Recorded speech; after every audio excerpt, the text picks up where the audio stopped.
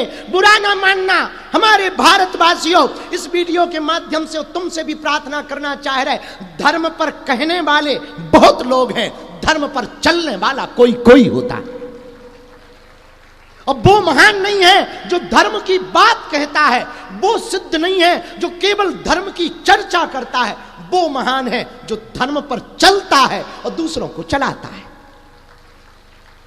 पूरी दुनिया में वर्तमान में एक आवाज उठ रही हिंदुओं की तरफ से, धर्म की रक्षा हो। धर्म सम्राट स्वामी करपात्री जी का नारा है, धर्म की रक्षा हो, धर्म की रक्षा हो, धर्म की जय हो, अधर्म का नाश हो। बुरा ना मानना, तुम्हारे मंदिरों में ये गाया जाता, कहा जाता आरती के बाद, धर्म की रक्षा हो। पर एक हिंदू यदि खड़ा हो जाए कि धर्म की रक्षा तो हो पर वो रक्षा हम करेंगे, उसी दिन भारत हिंदू राष्ट्र घोषित हो जाएगा। आपके मंदिरों में ये नाद हो रहा, जय घोष हो रहा, चल कोई नहीं रहा, इसलिए तुम्हारे धर्म का हिरास हो रहा। मुसलमानों से सीखो। मुसलमानों में 72 फिरके हैं, इस्लाम धर्म में 72 फिरके हैं, उसमें खान भी हैं, पठान भी हैं, सिया भी हैं, सुन्नी भी हैं, लेकिन मुसलमानों के धर्म पर जब कोई आवाज उठाता है तो वो सब एक हो जाते। हमारे सनातन धर्म की एक ही कमी है, हम धर्म की जय हो तो बोलते हैं, धर्म की रक्षा हो तो बोलते हैं, लेकिन रक्षा का कोई प्रयत्न नहीं करते। बुरा ना मानना, इतने हिंदू यहां पर बैठे हैं, मुश्किल से 5 लोगों को पता होगा कि हमारे 16 संस्कार क्या। 16 के नाम मुश्किल से 5 लोगों को पता होंगे। मुश्किल से कई लोगों को श्राद्ध पक्ष का पता नहीं है, और हिंदू हो तुम, पितृपक्ष पर मजाक उड़ाते हो और तुम हिंदू हो। हिंदू या सनातनी वो नहीं है जो केवल जानता हो, हिंदू व सनातनी वही कहलाने योग्य है जो अपनी सनातन मर्यादा पर चलता है और जीता है। जटायु जी का यही चरित्र है। जटायु जी की महिमा ही इसीलिए हमारे हिसाब से जटायु जी को प्रभु की गोद इसीलिए प्राप्त हुई क्योंकि उनकी कथनी और करनी दोनों एक थी। बुरा ना मानना, बहुत लोगों की कथनी और करनी दोनों अलग अलग होती, कहते कुछ और है, करते कुछ और। वो व्यक्ति कभी श्रेष्ठ नहीं हो सकता। यदि तुम्हें भगवत प्राप्ति करना है, यदि तुम्हें भगवान को पाना है, यदि तुम्हें भगवान का प्रेम पाना है, यदि तुम्हें गुरु को प्राप्त करना है, हम जितने भी शिष्य परंपरा मानने वाले किसी भी गुरु के अनुयायी हैं, चाहे वो शैव परंपरा के हों या वैष्णव परंपरा के हों, रामानुजी हों, रामानंदी हों, गिरी हों, पुरी हों, सन्यासी हों, जो भी हों, हम सभी के शिष्यों से एक बात प्रार्थना करना चाह रहे, मेरे प्रियजनों, शिष्य वो नहीं है जिसने दीक्षा ले ली, शिष्य वो है जिसने गुरु वचनों को मानने का प्रण ले लिया। और खासकर हम अपने शिष्यों से तो खास कर कहेंगे, तुम हमारे तब तक चेले नहीं हो जब तक तुम्हारे अंदर हमारी परंपराओं को, धर्म की रक्षा के लिए तुम्हारे मन में कोई वेग उत्पन्न नहीं हुआ, कोई भाव उत्पन्न नहीं हुआ, कोई जिज्ञासा उत्पन्न नहीं हुई। धन्य है श्री जटायु जी। जटायु जी को प्रभु श्री राम की गोद क्यों प्राप्त हुई? मेरे प्रियजनों, मेरे पागलों, जटायु जी को भगवान की गोद इसलिए प्राप्त हुई, वो धर्म पर चले भी है और धर्म के लिए लड़े भी है। उन्हें भगवान के गोद की प्राप्ति हुई। भगवान ने कहा क्या चाहते? जटायु जी ने कहा अब चाहिए क्या? जगत के नाथ की गोद जिसको प्राप्त हो जाए, माथ पर जगत के नाथ का हाथ प्राप्त हो जाए, भला उसको अब क्या प्राप्त करना? सब कुछ प्राप्त हो गया है। फिर भी भगवान ने कहा मांगो। बोले अब नहीं कुछ चाहिए, आपकी भक्ति प्राप्त होवे ऐसा आशीर्वाद दो। श्री रघुनाथ जी ने जटायु जी को पितृ स्वरूप में माना। इस पर कई लोगों ने प्रश्न किया कि जटायु जी को पिता के समान क्यों माना? पूर्व काल में जब दशरथ जी महाराज एक बार देवासुर संग्राम में युद्ध करने के लिए गए, देवासुर संग्राम देवताओं के युद्ध में सम्मिलित हुए, युद्ध करते करते थक गए और एक दिन बेहोश हो गए। बेहोश हो गए तो गिर गए। उस समय में जटायु जी जैसे पक्षी बड़े बड़े ज्योतिषी हुआ करते थे। इस कथा का हमने वर्णन पढ़ा कल्याण नामक पुस्तिका में। गीता प्रेस गोरखपुर की पुस्तिका है कल्याण पुस्तिका। वो एक क्रम अंक निकलता है, उसमें लिखा कि जब देवासुर संग्राम में दशरथ जी बेहोश पड़ गए, कोई उठाने वाला नहीं था, तो उसी समय जटायु जी वहां से निकल रहे थे। बेहोश पड़े हुए दशरथ जी को देखा, अपनी पंखों से हवा करके दशरथ जी को होश में लाए। दशरथ जी प्रसन्न चित्त भय। दशरथ जी ने धन्यवाद दिया, आपकी जय हो।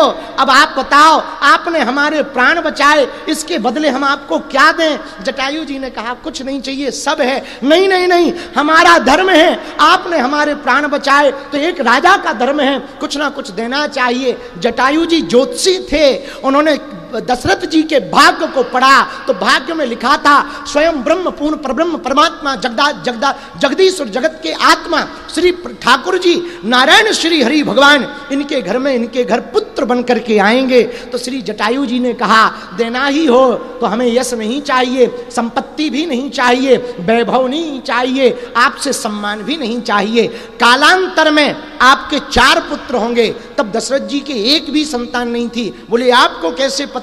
तो जटायु जी ने कहा हम ज्योतिषी हैं, हमने आपके भाग्य को पढ़ लिया, कालांतर में 4 पुत्र होंगे, उनमें जो बड़ा पुत्र है उस पर हमारा अधिकार हो, ऐसा वचन चाहिए।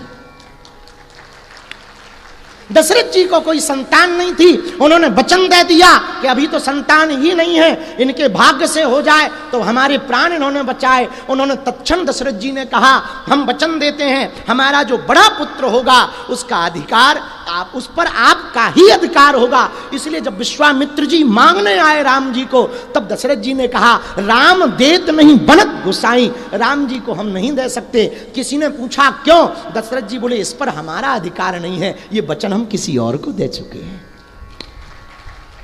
तब फिर क्यों दिया? गुरु आज्ञा में सब अधिकार शून्य हो जाते। गुरु की आज्ञा लग गई कि तुम राम जी को दे दो, राम जी को दे दोगे तो तब वशिष्ठ बहुविधि समझावा, तब वशिष्ठ बहुविधि समझावा। वशिष्ठ जी के समझाने पर दशरथ जी ने राम जी को दे दिया। लेकिन राम जी कौन है? बोले कौन? जटायु जी के अधिकार के अंतर्गत है राम जी, ऐसा दशरथ जी ने वचन दिया। तो पिता रूप में है जटायु जी, पुत्र रूप में है राम, और भगवान राम ने भी अपने पिता के वचनों का पालन किया।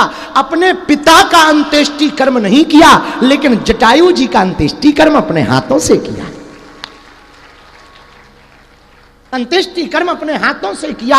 और जो विचार करो, बुरा ना मानना, पूरे दुनिया के प्रिय श्रोताओं, जरा इस कथा को श्राद्ध पक्ष में तुम जरूर सुनना, तुम्हें समझ आएगी कि श्राद्ध का कितना महत्व है। स्वयं जगदात्मा जगदीश्वर, स्वयं पूर्ण परब्रह्म परमात्मा पृथ्वी पर प्रभु श्री राम बनकर आए, नर बनकर आए, और जिसकी मृत्यु भगवान के सामने हो जाए वो तो मुक्त हो ही जाता है, हाँ या ना? बोलो बोलो। जिसकी मृत्यु भगवान का नाम लेकर हो जाए उसकी भी मुक्ति हो जाती है। जन्म जन्म मुनि जतन कराही कराही अंत राम कही आवत नहीं, राम राम कहने से मुक्ति हो जाती। फिर राम के दर्शन करते करते मृत्यु हो जाए तो क्या कहना, तब तो मुक्ति हो ही जाएगी। लेकिन राम जी की गोद में जिसकी मृत्यु हो वो तो पहले ही तर जाएगा। लेकिन रामचरितमानस को आप पढ़ना तो रामचरितमानस में स्पष्ट वर्णन है, जब जटायु जी ने राम राम कहते हुए प्राण छोड़े, राम जी की गोद में राम राम कहते हुए, राम के दर्शन करते हुए जब शरीर को छोड़ा, तब भगवान प्रभु श्री राम ने अपने हाथों से उनका अंत्येष्टि क्रिया की। अंत्येष्टि क्रिया जब हुई, इसके बाद भी प्रभु श्री राम नहीं रुके, नर रूप में है, अपनी वेद परंपरा का पालन किया, और प्रभु श्री राम ने जटायु जी का भी तर्पण किया। वो जीव है, पक्षी है, पक्षी का भी तर्पण किया। किसने? ब्रह्म ने। जब ब्रह्म ने पक्षी का भी तर्पण किया, एक संबंध के नाते तर्पण किसका करना चाहिए, श्राद्ध किसकी करनी चाहिए? जो अपने हैं उनकी श्राद्ध करनी चाहिए, और जिनको हम अपना मानते हैं उनकी भी श्राद्ध कर सकते हैं। इसलिए प्रभु श्री राम ने जटायु जी का तर्पण किया। वहीं पर जटायु जी के निमित्त अब 2 बातें बड़ी स्पष्ट हो गई। महाभारत काल की घटना कि दानवीर कर्ण को भी पितरों के निमित्त श्राद्ध करना पड़ा, तब स्वर्ग का सुख प्राप्त हुआ। ब्रह्म की गोद में शरीर त्यागने वाले जटायु जी का भी श्राद्ध स्वयं ब्रह्म ने किया। इतना ही नहीं, गंधमादन पर्वत के ऊपर स्वयं ब्रह्म नारायण ने भी श्राद्ध किया। तो देवताओं ने पूछा, हे भगवान, ये कौन सी पूजा आप कर रहे हो गंधमादन पर्वत के ऊपर? नारायण प्रभु ने कहा, पितृपक्ष चल रहा है तो हम तर्पण कर रहे हैं, श्राद्ध। देवताओं ने कहा, भगवान, आप और श्राद्ध, आपके कौन पितर हैं? तब आपके कौन पितृ हैं? तब भगवान श्री हरि नारायण ने कहा, हम ही पितरों के पितर हैं, हम ही पितृ हैं, हम ही पिता माँ हैं। हम अपने निमित्त, ताकि हमारी वेद परंपरा चलती रहे और श्राद्ध परंपरा चलती रहे, इसलिए भगवान स्वयं श्री हरि नारायण ने गंधमादन पर्वत पर श्राद्ध किया। मेरे प्रियजनों, जब स्वयं ब्रह्म ने ये किया, नारायण महाप्रभु ने ये किया, हम सब तो नर हैं, हम लोगों की कौन कहे, इसलिए श्राद्ध करना बहुत आवश्यक है। श्राद्ध बिना श्रद्धा के अधूरी है। श्रद्धा भाव से जो भी श्राद्ध करेगा वो पितरों का आशीर्वाद पा जाएगा। हर हर। बाकी शेष प्रश्नों पर चर्चा कल करेंगे। आज के लिए इतना ही काफी है। 2 मिनट नाम कीर्तन गा लेते हैं हम लोग। इसके बाद में 10-20-30 लोगों को आज मिलन समारोह भी है, और फिर कल दिन में भी मिलन समारोह होगा। रात्रि में फिर 7 बजे हम 2-4 प्रश्नों के उत्तर लेकर के कल फिर आएंगे। तब तक के लिए 2 मिनट कीर्तन गा लो। सीताराम जय सीताराम, सीताराम जय सीताराम, राजा राम जय राजा राम, राजा राम जय राजा राम। बोलो सीताराम जय सीताराम, सीताराम जय सीताराम। बोलो सीताराम जय सीताराम, सीताराम जय सीताराम, सीताराम जय सीताराम, सीताराम जय सीताराम, राजा राम जय राजा राम, राजा राम जय राजा राम। रामचंद्र भगवान की जय, श्राद्ध पक्ष की, पितृपक्ष की, फल्गु महारानी की, प्रेत शिला की, विष्णुपाद भगवान की। कल हम आप लोगों को बताएंगे कि गया का नाम गया क्यों पड़ा। कल के प्रश्न भी सुन लो। आपके मन में भी कोई आवे तो हमसे पूछ लेना। हमें 2-3 पत्र मिले हैं। किसी ने हमसे पूछा, क्या महिलाएं श्राद्ध कर सकती हैं? क्या बेटी श्राद्ध कर सकती है? क्या श्राद्ध के लिए गया जाना जरूरी है? इन सब प्रश्नों के उत्तर हम कल देंगे आपको। और एक खुशखबरी है, कहो तो बताएं। हम यहाँ से पश्चिम बंगाल कलकत्ता जा रहे हैं। पहली बार हमको अनुमति मिल गई है तो हम जा रहे हैं।